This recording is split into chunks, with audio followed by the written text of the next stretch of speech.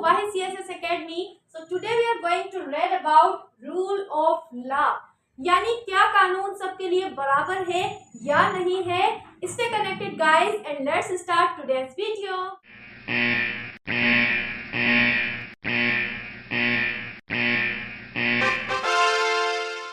Assalamualaikum my CSS aspirants. I hope you all are doing well guys. So your best instructor Sayyida Rabia Batul is here with the new topic rule of law. जैसा कि we have been covering our political science topics, तो हमने बहुत कुछ cover कर लिया है. आज हम पढ़ेंगे रूल ऑफ लॉ क्या होता है, किसने ओरिजिनेट किया, किसने डेवलप किया and so many things. So let's start today's lecture rule of law. अब इनके जो रूल ऑफ लॉ के ओरिजिनेटर है वो है एडवर्ड कोक. एडवर्ड कोक ने ओरिजिनेट किया रूल ऑफ लॉ को,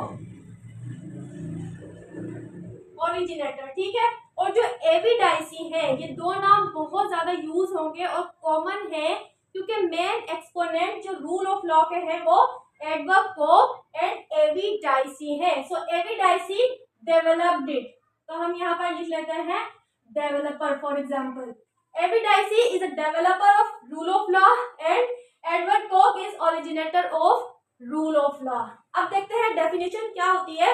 The expressions rule of law explains a state of affairs in which everything must be done according to law. जैसा कि देखा जाए तो टायरनी यानी जो हमारी मोनार्की गवर्नमेंट होती थी वहां पर रूल ऑफ लॉ का कॉन्सेप्ट इतना ज्यादा नहीं था. आल्सो वहां पर सेपरेशन ऑफ पावर का भी कॉन्सेप्ट नहीं होता था. जब पावर एक बंदे के पास रहता था वो बंदा टायरनी यानी बहुत ज्यादा जालिम हो जाता था. उसके बाद जब सेपरेशन ऑफ पावर, जो कि मोंटेस्क्यू ने आइडिया दिया था कि भाई जो भी पावर अथॉरिटी है उसको डिवाइड कर दो, डिवाइड इन 3 ब्रांचेस. जैसे कि हमने पढ़ा था गवर्नमेंट की 3 ब्रांचेस पढ़ी थी, जुडिशरी, लेजिस्लेटिव एंड एग्जीक्यूटिव. क्योंकि कॉमन फिनोमिना है कि जब हमारे जो पावर होगा, अथॉरिटी होगी, एक बंदे के पास होगा, वो करप्ट भी होगा, वो जालिम भी होगा और वो सब कुछ समझेगा अपने आप को. इसलिए सेपरेशन ऑफ पावर के बाद रूल ऑफ लॉ का जो है वो आइडिया दिया था एडवर्ड कोक ने कि भाई कानून सबके लिए बराबर होना चाहिए. कोई प्राइम मिनिस्टर है, कोई प्रेसिडेंट है, कोई एलिट क्लास है, कोई गरीब है, कोई कुछ भी है, XYZ, no matter the person is, but the rule is equal for everyone, the law is equal for everyone. तो ये यही कहता है the expressions rule of law explains a state of affairs in which everything must be done according to law. यानी कानून के मुताबिक सब कुछ हो. एक गवर्नमेंट के अंदर कानून का होना बहुत ज्यादा जरूरी है, रूल्स एंड रेगुलेशंस के, ताकि जो भी सिटीजन्स होंगे XYZ, there are so many peoples, so many things, वो लॉ के अकॉर्डिंग चले यानी कानून के मुताबिक चले. Equality, freedom and accountability.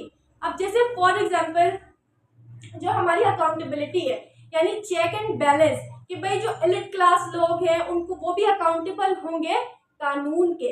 ऐसा नहीं होता कि अगर कोई प्राइम मिनिस्टर है या कोई बहुत एलिट क्लास फैमिली मेंबर है वो कोई भी क्राइम कर दे और उस पर कानून नहीं हो. कानून सबके लिए बराबर होता है.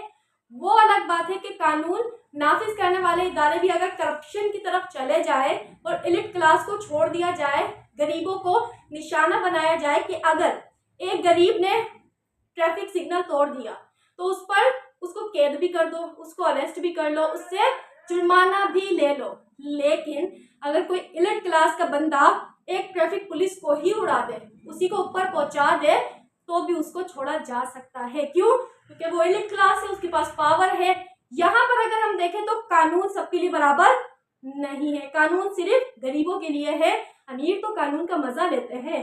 तो इक्वलिटी, फ्रीडम और अकाउंटेबिलिटी हम रूल ऑफ लॉ ही हमें बताता है कि भाई सब इक्वल है, सबको आज़ादी है और सब पर अकाउंटेबिलिटी, चेक एंड बैलेंस नजर रखी जाती है. अब रूल ऑफ लॉ के जो है वो 3 प्रिंसिपल्स हैं. जैसा कि हमने सेपरेशन ऑफ पावर के 3 प्रिंसिपल्स पढ़े थे, judiciary, legislative and executive. Likewise rule of law के 3 प्रिंसिपल्स हैं. नंबर 1, सुपरमिसी ऑफ लॉ यानी कानून की सुपरमिसी हो. सेकंड पर है इक्वलिटी बिफोर लॉ, कानून के सामने सब बराबर हैं कोई एलिट क्लास हो, कोई गरीब झोपड़ी में रहने वाला हो, सब कानून के सामने बराबर है। कोई काला है, कोई गोरा है, कोई लंबा है, कोई मोटा है, no matter race, colour, ethnic, religion, but everybody is equal according to the law. तो equality before law, predominance of legal spirit. तो ये तीन जो है वो हमारे प्रिंसिपल्स आ जाते हैं रूल ऑफ लॉ के, जो कि फॉलो किए जाते हैं। It was originated bye Edward Coke. ये याद रखना है, जब कभी कोई क्वेश्चन आए आपने एडवर्ड कोक का लिखना है, फिर एविड आइसी का लिखना है, then you have to write these definitions. Government must run according to rule of law. जाहिर सी बात है, जो हमारी हुकूमत होती है वो रूल ऑफ लॉ के अकॉर्डिंग ही चलनी चाहिए, तभी एक स्टेट अच्छे तरीके से परफॉर्म कर सकता है। It is opposite of tyranny. जैसा कि मैंने बताया कि जब मोनार्की सिस्टम हुआ करता था, सेपरेशन ऑफ पावर नहीं थी, रूल ऑफ लॉ नहीं था, तब पावर सिर्फ एक बंदे के पास होता था, एक फैमिली के पास होता था, किंग के पास होता था, क्वीन के पास होता था। So they used to be very cruel on the people. लोगों पर जुल्म किया जाता था, लोगों के साथ नाइंसाफियां की जाती थी। रूल ऑफ लॉ का अगर हम प्रिंसिपल देखें, I am just generally telling, तो इसका मेन मकसद पता है क्या है? जस्टिस, यानी इंसाफ।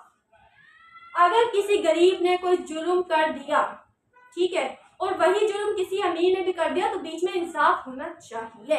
ये ना हो कि गरीब को पकड़ लो, अमीर को छोड़ दो, बल्कि अमीर को आप प्रोटोकॉल भी दो। This is unfair and it shouldn't be.